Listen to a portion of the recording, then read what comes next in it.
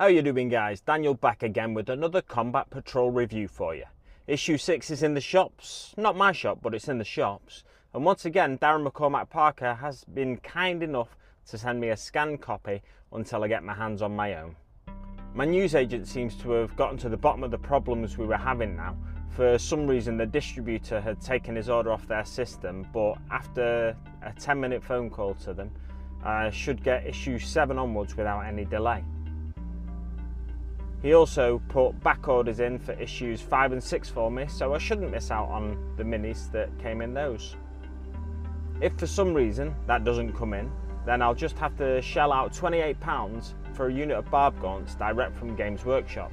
So fingers crossed that back order will come in without any further hold-ups, as that 60% saving on the issue is too good to miss out on. These crooked looking creatures really mark Tyranids out as an utterly alien species, so I'm looking forward to learning more about them on the following pages. On the first 2 pages we find our how to build instructions for the unit, each model coming in just 4 parts, so that should be significantly easier to build than the Von Ryan's Leapers we had to build a little while back.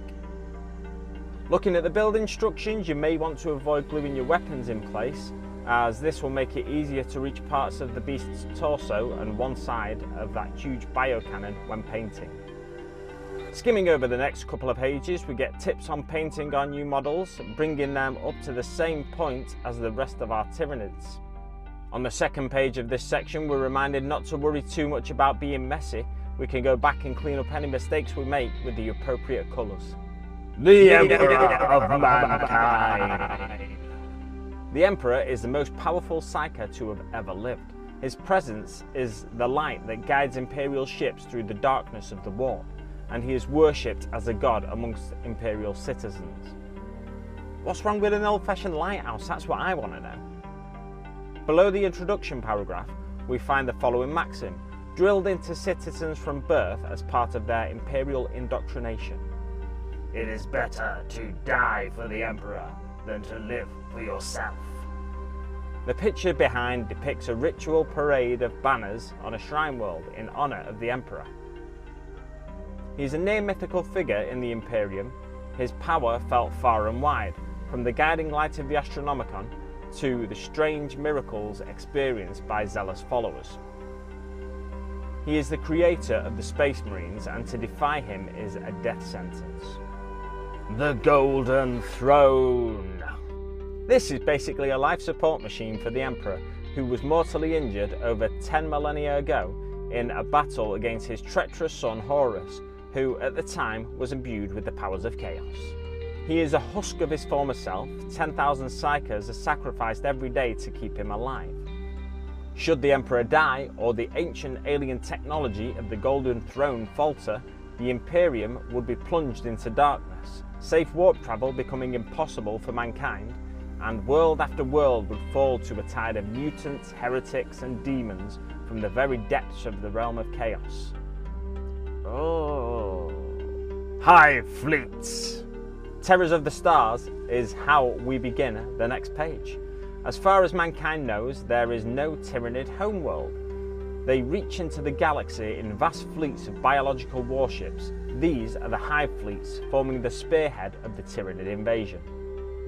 Each hive ship within a hive fleet is a huge living organism capable of traversing the inhospitable void of space.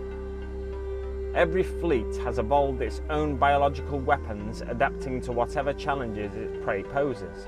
For example, the Tyranids of Hive Fleet Gorgon use genetic toxins to kill enemies, whereas the organisms of Hive Fleet Tiamat are particularly psychically potent. The main driving force of the Tyranids is the search for biomass. This comes in the form of living beings, so if a world harbours life, they will attempt to consume it. Occasionally, hive fleets have been known to battle each other. This drives the adaptation of new ways and weapons of war, the victor absorbing the biomass and the best traits of its foe, using them in future battles. Leviathan is the largest of the hive fleets, its vast psychic network allowing it to coordinate attacks with preternatural cunning. Behemoth is notorious for its brutality, When faced with this enemy approaching, be prepared to weather wave after wave of clawed hunters. They are designed to wear you down before the final attack comes from massive tyrannid bioforms held in reserve until you're at your weakest. Kraken is amongst the most intelligent and devious of the hive fleets. Even by the standards of the Tyranids, they are masters of ambush and unexpected flanking maneuvers, exploiting gaps in enemy lines as soon as they open up. No short story this month. Instead, we get to dip our toe into the history of the First Tyrannic War. With the Imperium beset on all sides, it appeared that humanity's fate could get no darker. Then, blam! The First Tyrannic War hit like a ton of bricks, and the true scale of the Tyranid threat was revealed. The Tyranids have been a deadly opponent since they were first encountered in the Tyrant system. It's weird how they're called Tyranids, and we first encountered them in the Tyrant system. That's a bit of a coincidence, isn't it? Striking from nowhere, the first invasion fleets tore through Imperial space unhindered. Planet after planet fell, with the Imperium having no answer how to stop them. This was until they reached the Ultramarines' homeworld of Macragge, where a planet-wide conflict broke out and almost destroyed the chapter. If only. This was not the end of the Tyranids or the Tyrannic Wars. It took years for the planet and the chapter to recover. Meanwhile, splinter fleets and remnants of Behemoth, the fleet that first attacked Tyran, can still be found across the galaxy. This was just a precursor of what was to come. The battle for Macragge was a bold manoeuvre by the Imperium and ended the First Tyrannic War. The Ultramarines, along with the Imperial Navy and huge titans of the Adeptus Mechanicus, amassed at the planet and prepared a defence. The Navy formed the defence against the bioships above the planet. The Ultramarines and Mechanicus fought separate battles of survival against the Tyranid swarms on the planet below. A handful of Marines from the First Company took the most courageous action and held the planet's polar fortress against the near-endless tide of Tyranids. In the end, they fell, but in the process saved the world from being overwhelmed. The battle for Macragge was also the first time the Imperium encountered the Swarmlord, able to outthink even legendary chapter master of the Ultramarines, Marneus Calgar. Under his command, the Tyranids launched devastating feints and counterattacks at every turn. On to the first page of info on our models this week, Barbgorns.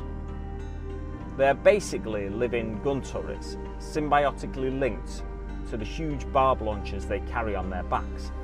These launch explosive spines at their foes, which detonate into a blizzard of bone shards. Think of them as similar to some of the cluster munitions used by modern militaries, most of which have been banned or restricted for their brutal and indiscriminate nature. Though an all-conquering force such as the Tyranids just see something like that as efficiency.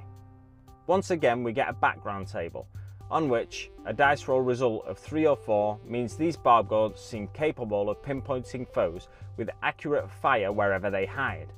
Though this adds a little interesting point, it doesn't actually affect their in-game accuracy.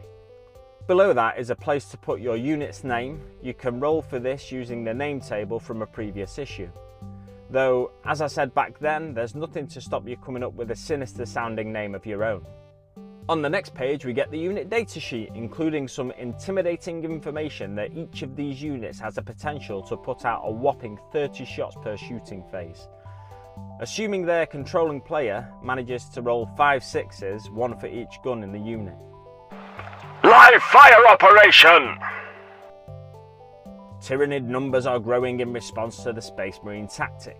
Our Space Marines plan to create an impassable wall of flame with the Infernus Marines, but the hive mind has realised this and adapted accordingly.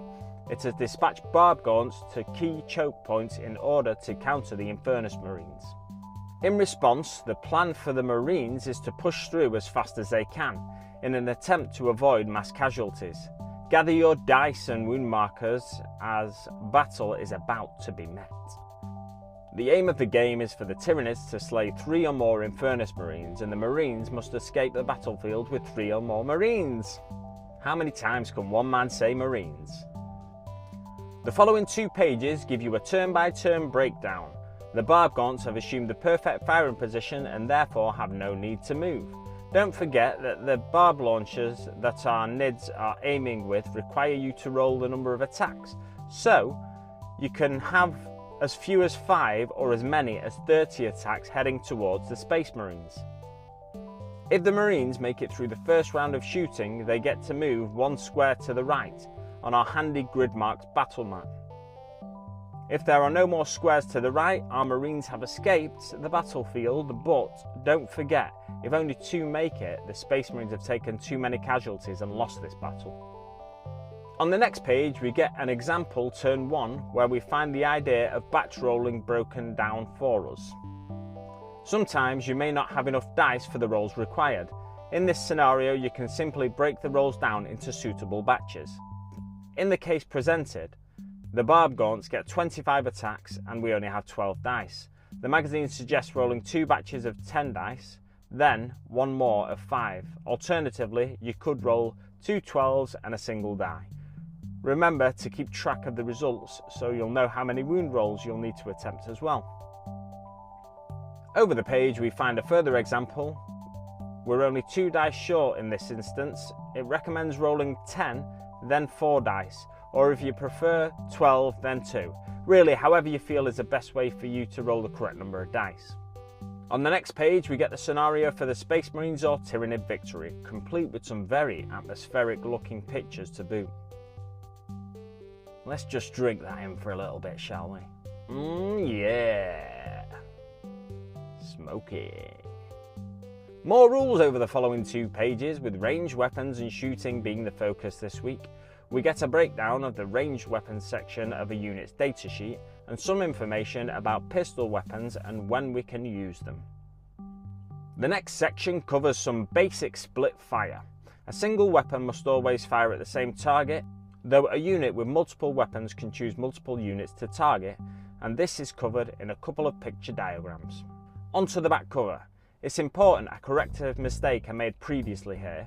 Over issues 7 and 8 we actually only get 10 termagants and a Ripper Swarm. I'd previously thought we were getting 10 in each issue, but it appears it'll be 10 over the 2. Thanks to the Partworks comic reader for pointing this out in a comment on my previous video. If you ever notice me making any mistakes, by the way, just feel free to drop it in the comments below and I'll correct it in a future video and even give you a shout out like that. And that's it for another week. Join me next week to see how the sprues are split, as well as what we can look forward to in issue 9 of Combat Patrol magazine. Until then, I'll see you on the battlefield.